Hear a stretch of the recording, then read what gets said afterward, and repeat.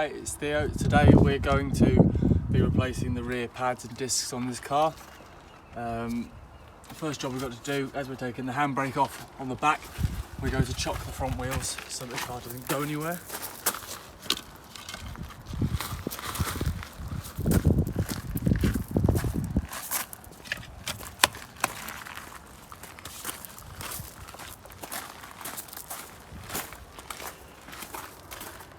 Today we are going to be using some of the factory tools that came with the car from the beginning.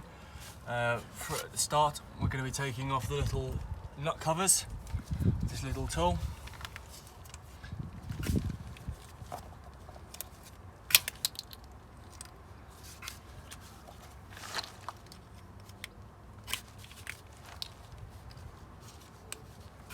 While the car is still on the ground, next thing to do is to break the nuts.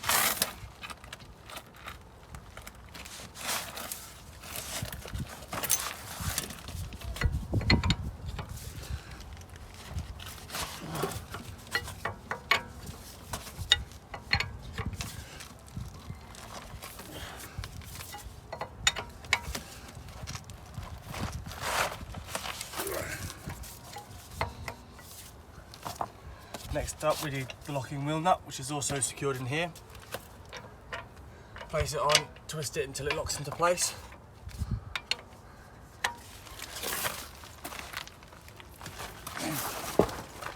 So now we've got all of them loose.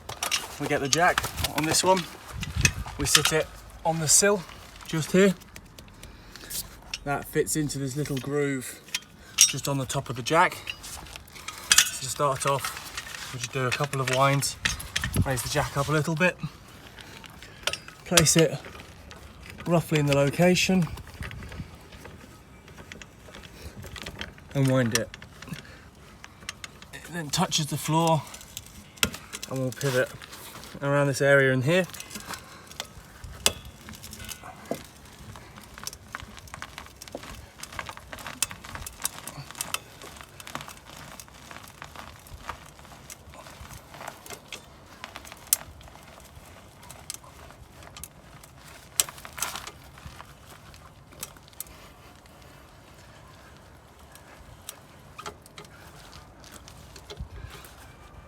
We are now a couple of centimetres off the ground, so we can now start removing the bolts properly to remove the wheel.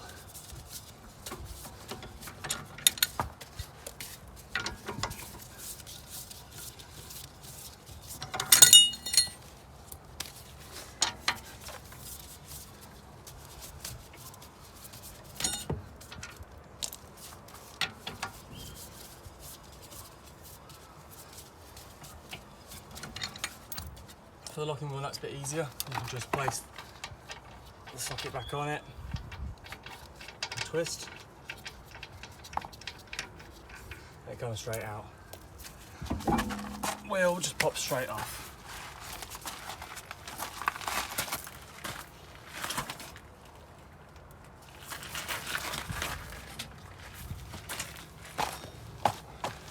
From here, the next job is to remove the caliper. There are, on this one, a few bolts here and here that hold the caliper onto the carrier. So all we have to do is go into our other tool set,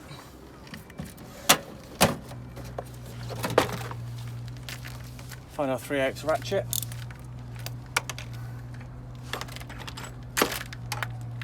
and then find out which socket fits.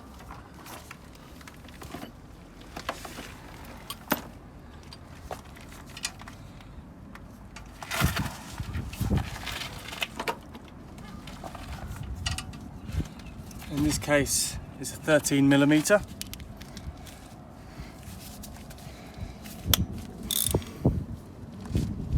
So what we do now to loosen it off is attach it and just loosen it off there. As you see, it's spinning on here slightly. So what we do, grab some pliers,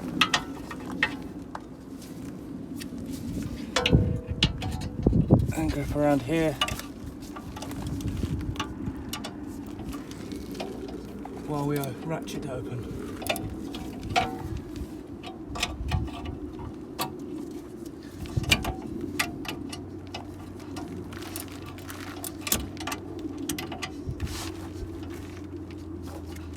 You leave this bolt slightly in so it holds the caliper steady, which then allows us to put a lot of force into the bottom one to try and release that one off as well.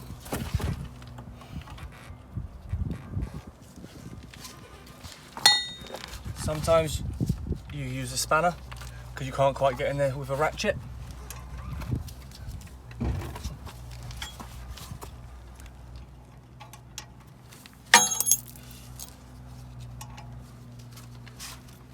Sometimes just a little whack with a hammer and it releases it off just enough that you can start doing it by hand. Once again, we then get a spanner to hold this one into place while we release the socket.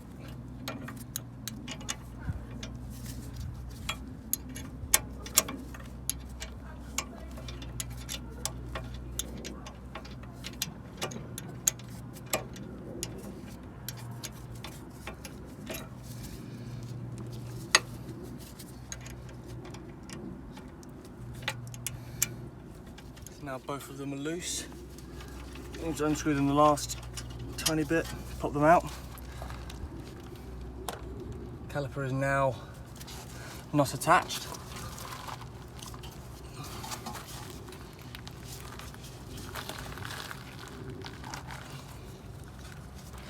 In this one, it is quite stuck, so we don't cause any damage to the actual caliper.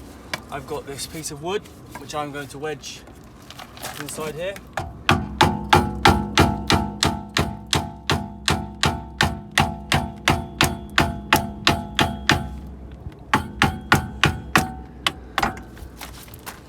So we've now knocked the caliper off as much as we need to get it off.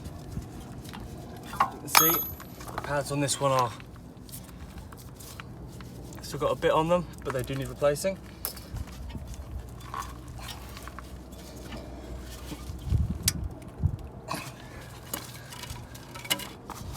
The other one seems to be a bit stuck, so we'll use a screwdriver, try and wedge it off. If it doesn't work,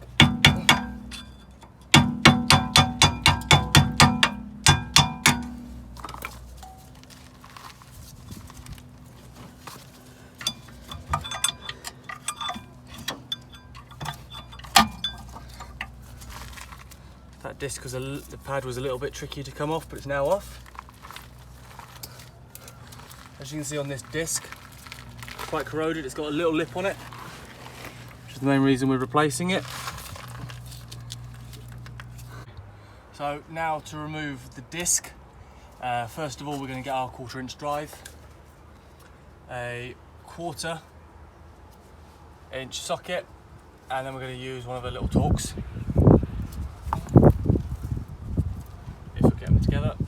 Together. What we do now on here, we've got the locating bolt for the disc, which holds it in place. So we need to remove that before we can actually take the disc off. So that fits in there. If I then hold the disc in place,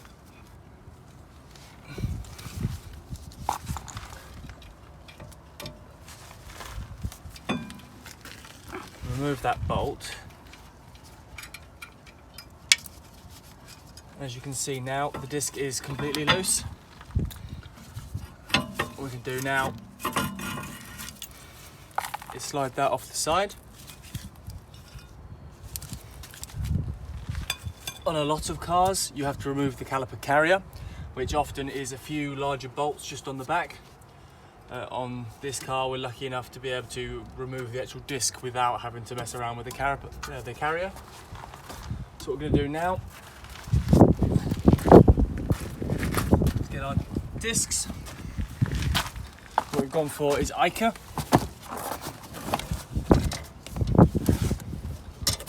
We've got our lovely discs here.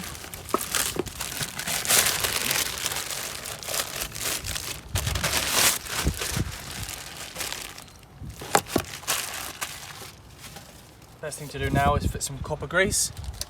This is to help reduce squeaking and also to make it easier next time you take them off.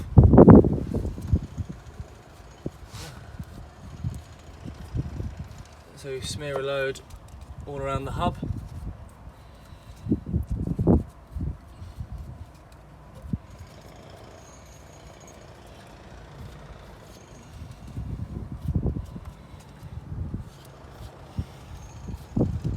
Decent amount on there, covering pretty much the whole surface. What I'm going to do now is remove my gloves.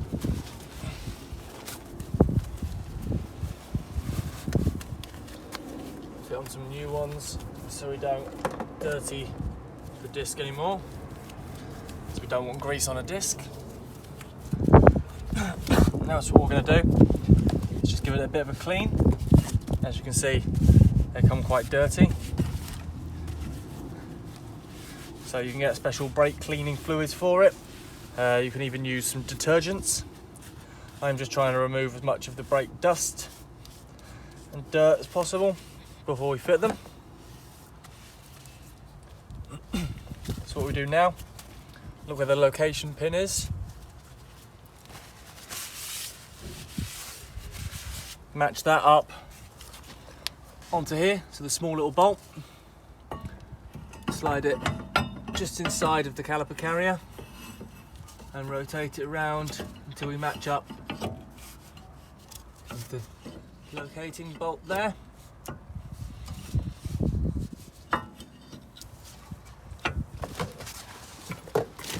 Move the disc back out of the way.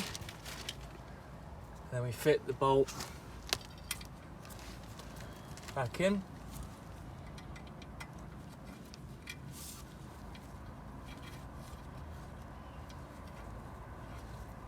And we begin to tighten it up. We've got our ratchet back again. Now, glove has got grease on from the hub, so I'm going to take that one off.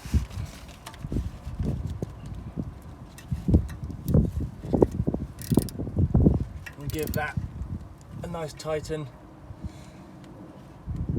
to make sure that it's nice and secure. From this point, I'm going to get another glove on. Then we're going to use our caliper rewind tool. As you can see on the actual caliper piston, we've got two little notches, which usually will correspond to these. The reason for that is on most cars, the handbrake, every time you ratchet it up and down, it actually pushes it further and further. That's to kind of cancel out any reduction in pad thickness from wear. So you have to rewind them back rather than just force them back. What we're going to do is fully shorten that, fit the base plate on, and slide it in. So we've got both pins matching into the dips, and then we begin tightening it up so it's nice and forceful on there.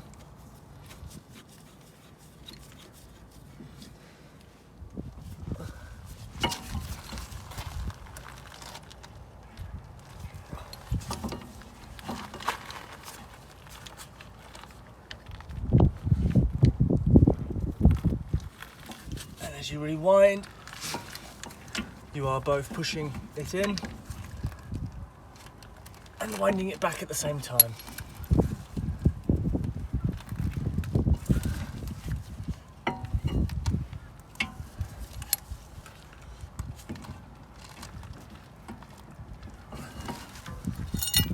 Sometimes they can get a bit stiff.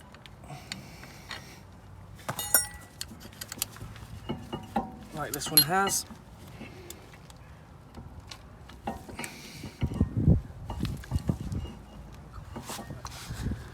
So it got a little bit stiff, so for a bit of extra leverage we used the 1/2" drive and a 3/4 socket, put it on the end of the rewind tool, and it has just got us past that very stiff part. and we are now as far as that caliper will go. Okay, so to remove the rewind tool, I've got a pair of pliers because it's quite stuck, holding it for the caliper and twisting it.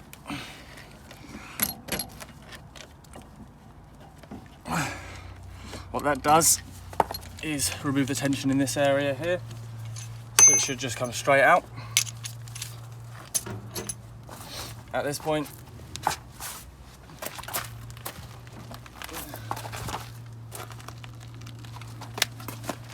we've got our pads. If I just undo, here we are.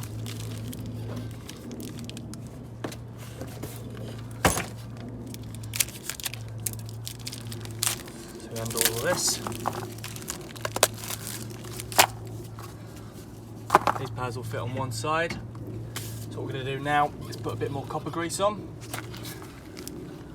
This is to help sliding of the pad on and off.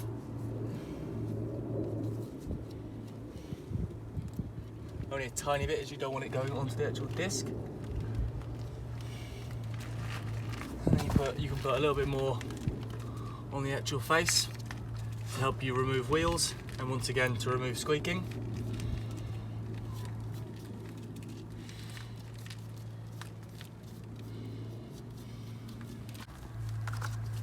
So what we do now is we locate the pads into the location here. They fit perfectly in there. And the same on the other side. And then what we want to hopefully do from there is get the caliper and slide it straight over them.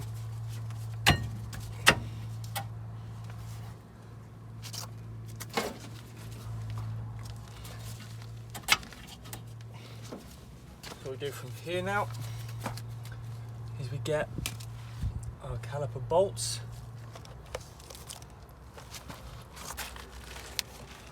which I have placed here,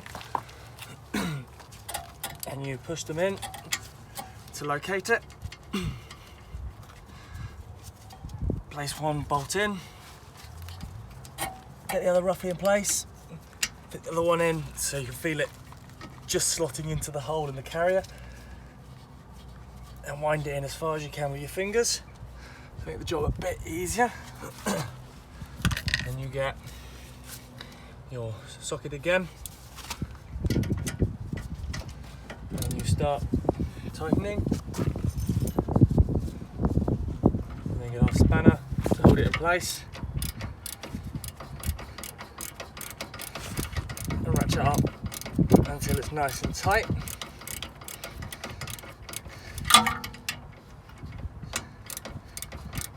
So now for the second bolt, as we can't get in there with the socket, we have to use two spanners. Stop. So now we've got the caliper tightened back up and on. So the next job is to just fit the wheel back on, tighten up all the bolts and lower the car down.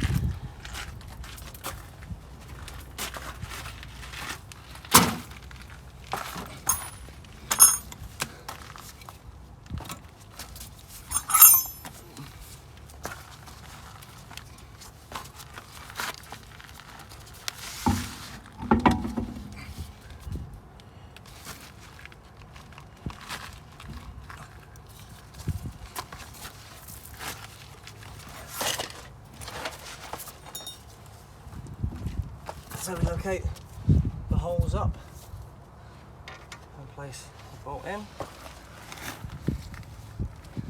and then you fit another one in. It's good to do the locking one up because then you can just use the stud, just tighten it hand tight, which will now hold the wheel roughly in place.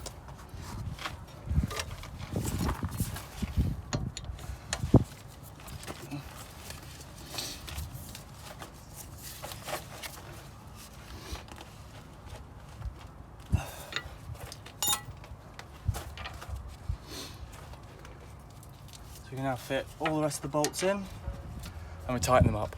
So all of the bolts are now in roughly hand tight. So what we're going to do now is actually lower the car back down so the wheels are on the floor, but not fully on the floor, just so there's enough to hold the wheels tight. And then we're going to tighten all the nuts up.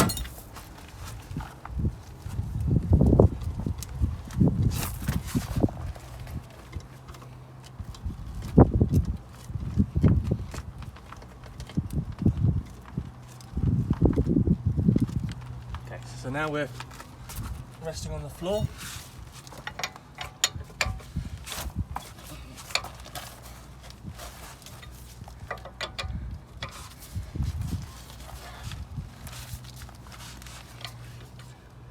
If you're not feeling particularly strong, you can stand on the end of the bar just to give you that extra bit of torque on it.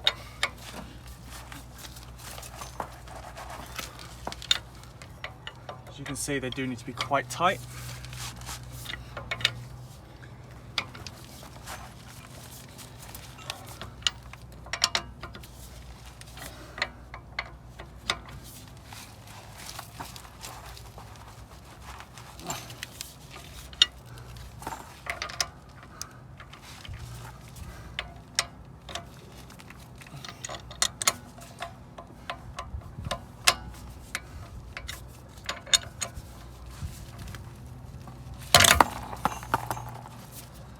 The problem with these locking wheel nuts is they do often pop out. All you have to do is just reseat them, and to hold here, just to make sure you're trying to keep it roughly in place. So as tight as we can get them from hand. The best thing to do when you do refit wheels is after about 50 miles, go around them all again and retighten them, because they will have moved potentially from where they are now. So we lower the car all the way down.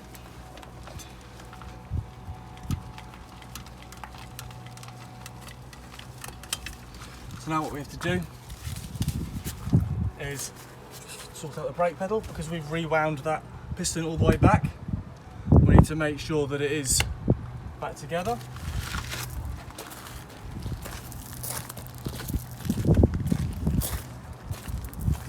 So when you get back in the car,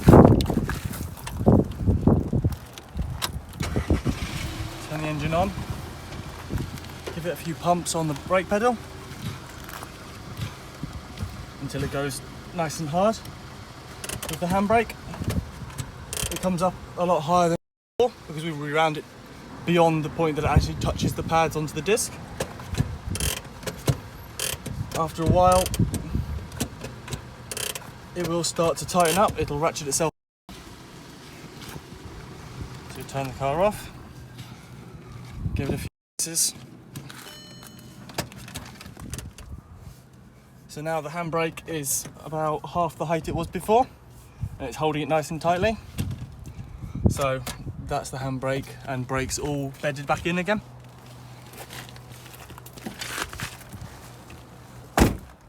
Thank you for watching. Subscribe and like if you want some more videos.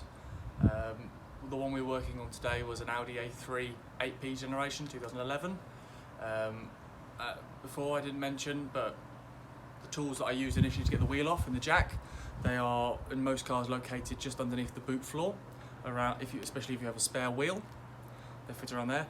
Most of my tools are from Halfords. It's a relatively basic setup. I've got a Halfords trolley jack as well, and those mats were also from Halfords, which make it a bit easier, especially as I'm usually working on this stone and gravel.